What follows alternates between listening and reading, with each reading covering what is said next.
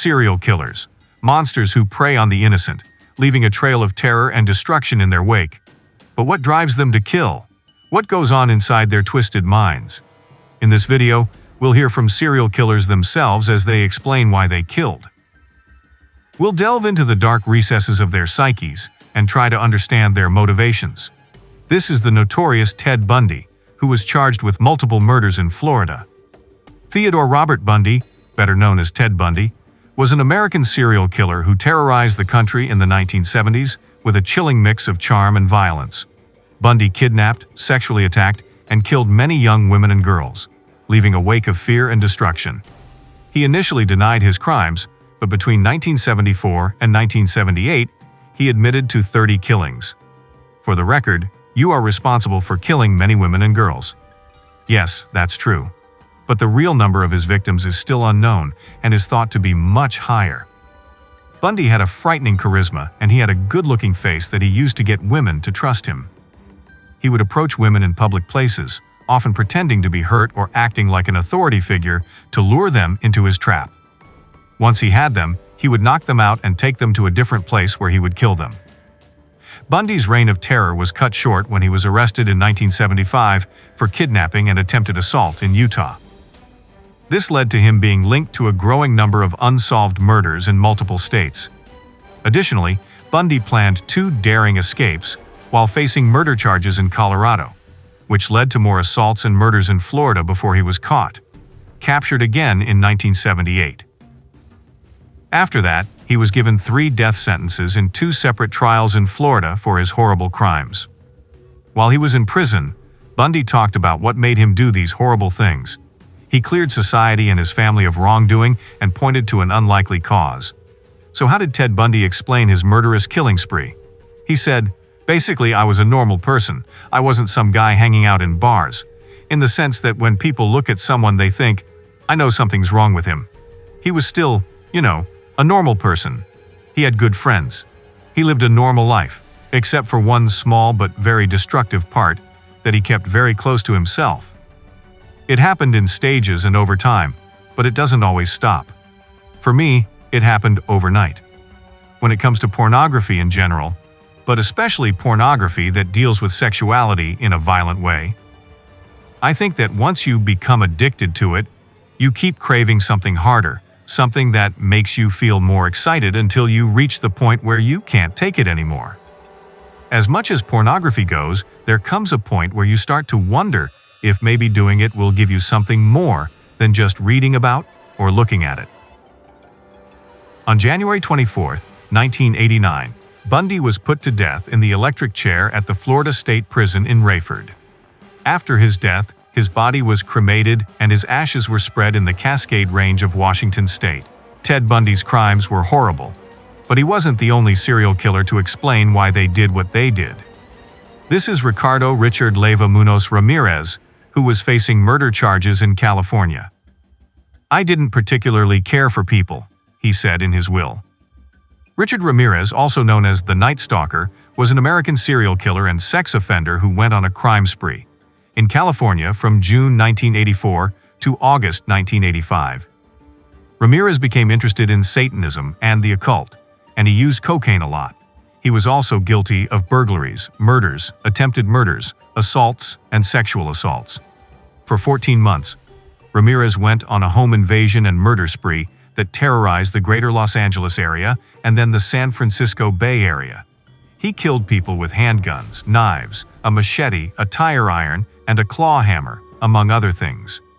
Ramirez was very violent and often abused and humiliated his victims. Even experienced police officers were shocked by how violent he was. He would force his victims to say they loved Satan or swear to Satan that they had nothing valuable left in their homes. In April 1984, Ramirez killed 9-year-old May Lung in San Francisco. The cops said she was attacked physically, sexually, and physically by being strangled, stabbed. This crime wasn't originally linked to Ramirez, but his DNA matched the crime scene in 2009. Iris's picture was on the front page of newspapers, and within hours, Angry residents of this East LA neighborhood caught and severely beat Richard Ramirez as he tried to steal a car to avoid police. Ramirez's reign of terror ended when he was caught by residents in East Los Angeles after trying to escape. Ramirez was later found guilty of his crimes and given the death penalty in 1989. He was found guilty of 13 counts of murder, 5 attempted murders, 11 sexual assaults, and 14 burglaries.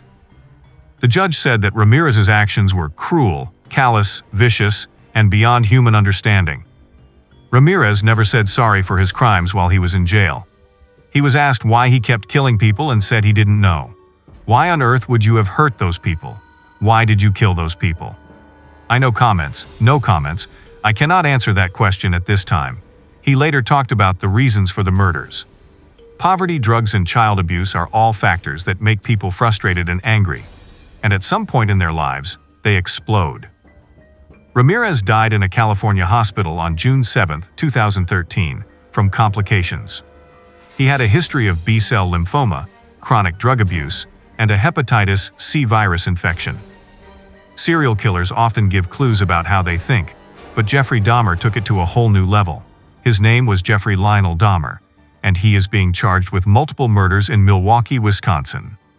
Jeffrey Dahmer was an American serial killer and sex offender. The police called him the Milwaukee Cannibal or the Milwaukee Monster. Authorities say that between 1978 and 1991, Dahmer killed and dismembered 17 men. In his later murders, he was involved in necrophilia, cannibalism, and preserving body parts, often skeletons. Dahmer was caught when Tracy Edwards, one of his intended victims, escaped and led police to his apartment, where they found evidence including Polaroid pictures of dismembered bodies. Dahmer fought arrest, but was eventually subdued and taken into custody.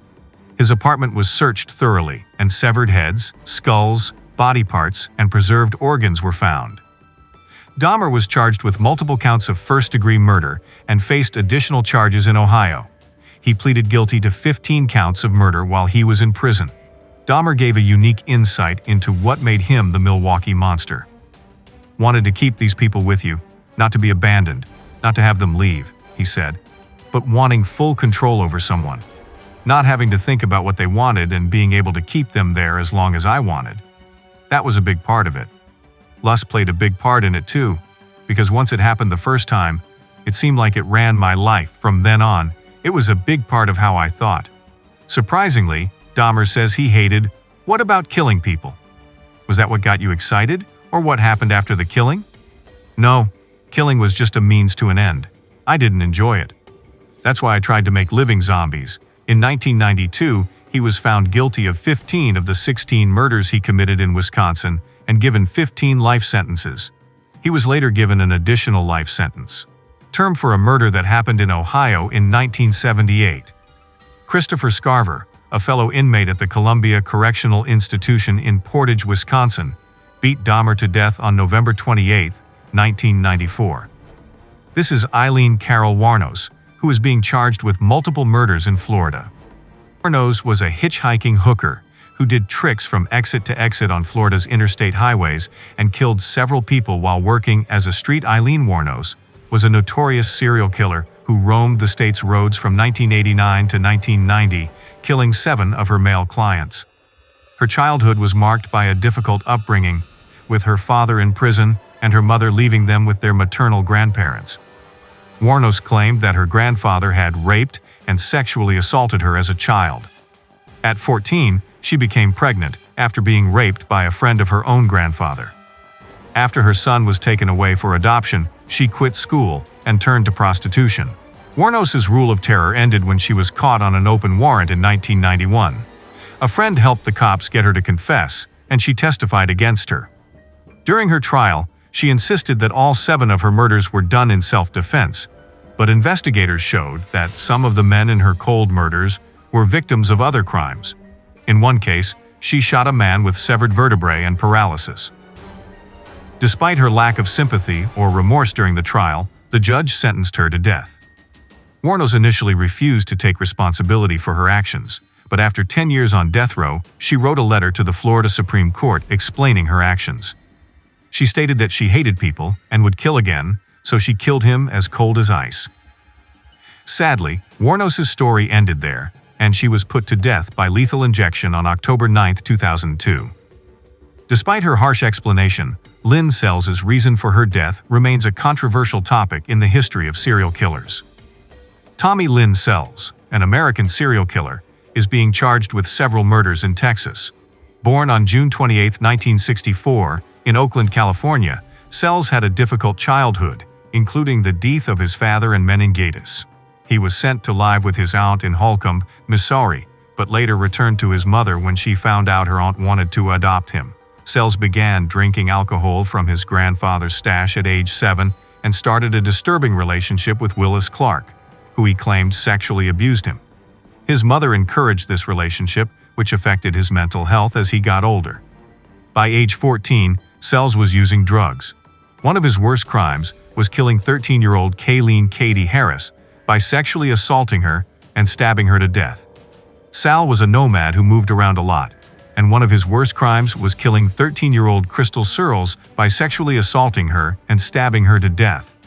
Sells was caught after being identified from a sketch. During questioning, Sells explained that he killed children because it gave him a rush, similar to the first time he shot dope. He also tried to explain why he killed children, but was sentenced to death on April 3, 2014. Sells was executed at the Texas State Penitentiary, where he was given a lethal dose of pentobarbital. He took deep breaths, closed his eyes, and started to snore before stopping moving and being declared dead after 13 minutes.